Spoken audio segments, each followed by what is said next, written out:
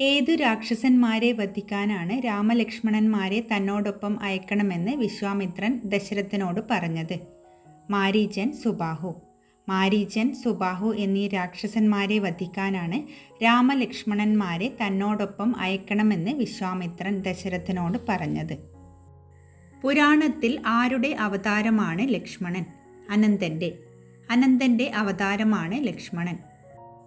വിശപ്പും ദാഹവും അറിയാതിരിക്കാൻ ഏത് രണ്ട് മന്ത്രങ്ങളാണ് വിശ്വാമിത്രൻ രാമലക്ഷ്മണന്മാർക്ക് ഉപദേശിച്ചു കൊടുത്തത്? ബല, അതിബല. ബല, അതിബല എന്നീ രണ്ട് മന്ത്രങ്ങളാണ് വിശപ്പും ദാഹവും അറിയാതിരിക്കാൻ വിശ്വാമിത്രൻ രാമലക്ഷ്മണന്മാർക്ക് ഉപദേശിച്ചു കൊടുത്തത്. താടകവനത്തിൽ ഏതു ഭയങ്കരിയായ രാക്ഷസിയാണ് വസിച്ചിരുന്നത്? താടക. താടകയാണ് താടകാവനത്തിൽ വസിച്ചിരുന്ന രാക്ഷസി. ആരുടെ ശാപം മൂലമാണ് താടക രാക്ഷസിയായി തീർന്നത്? അഗസ്ത്യമുനിയുടെ. അഗസ്ത്യമുനിയുടെ ശാപം മൂലമാണ് താടക രാക്ഷസിയായി തീർന്നത്. പൂർവജന്മത്തിൽ ആരുടെ മകളായിരുന്നു താടക? യക്ഷസാമന്തനായ സുകേതുവിൻ്റെ. യക്ഷസാമന്തനായ സുകേതുവിൻ്റെ മകളായിരുന്നു പൂർവജന്മത്തിൽ താടക. താടകയുടെ ഭർത്താവ് ജർജരൻ്റെ പുത്രനായ സുന്ദൻ. ജർജരൻ്റെ പുത്രനായ സുന്ദനാണ് താടകയുടെ ഭർത്താവ്. താടകയുടെ പുത്രന്മാർ ആരെല്ലാം? മാരീചൻ, സുബാഹു. മാരീചനും സുബാഹുവുമാണ് താടകയുടെ പുത്രന്മാർ. ഏതു നദി കടന്നാണ് വിശ്വാമിത്ര മഹർഷിയും രാമലക്ഷ്മണന്മാരും താടകവനത്തിൽ പ്രവേശിച്ചത്? ഗംഗാനദി. ഗംഗാനദി കടന്നാണ് വിശ്വാമിത്ര മഹർഷിയും രാമലക്ഷ്മണന്മാരും താടകവനത്തിൽ പ്രവേശിച്ചത്. രാമബാണമേറ്റ് മരിച്ചു വീണ താടകയുടെ സ്ഥാനത്ത് പിന്നീട് ആരെയാണ് കാണാനായത്? സർവാഭരണ ഭൂഷിതയായ യക്ഷിയെ. രാമബാണമേറ്റ് മരിച്ചു വീണ താടകയുടെ സ്ഥാനത്ത് പിന്നീട് സർവാഭരണ ഭൂഷിതയായ യക്ഷിയെയാണ് കാണാനായത്.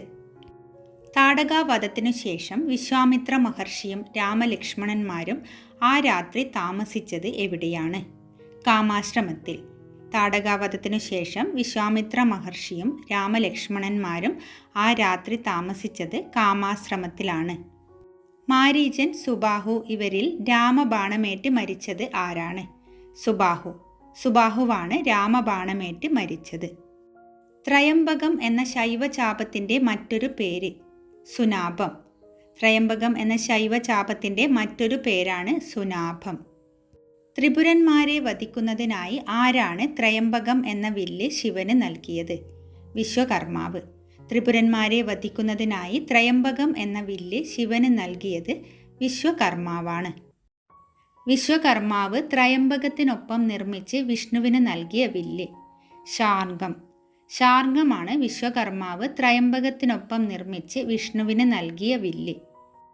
തനിക്ക് ലഭിച്ച ശാർങ്കം വിഷ്ണു ഭഗവാൻ ആർക്കാണ് നൽകിയത്? തൻ്റെ ഭക്തനായ ഋചീകന്. തനിക്ക് ലഭിച്ച ശാർങ്കം വിഷ്ണു ഭഗവാൻ തൻ്റെ ഭക്തനായ ഋചീകനാണ് നൽകിയത്. ഋചീകനിൽ നിന്ന് ജമദഗ്നിക്ക് ലഭിച്ച ശാർങ്കം വില്ല് അവസാനം ആർക്കാണ് ലഭിച്ചത്? പരശുരാമന്. ഋചീകനിൽ നിന്ന് ജമദഗ്നിക്ക് ലഭിച്ച ശാർങ്കം വില്ല് അവസാനം പരശുരാമനാണ് ലഭിച്ചത്.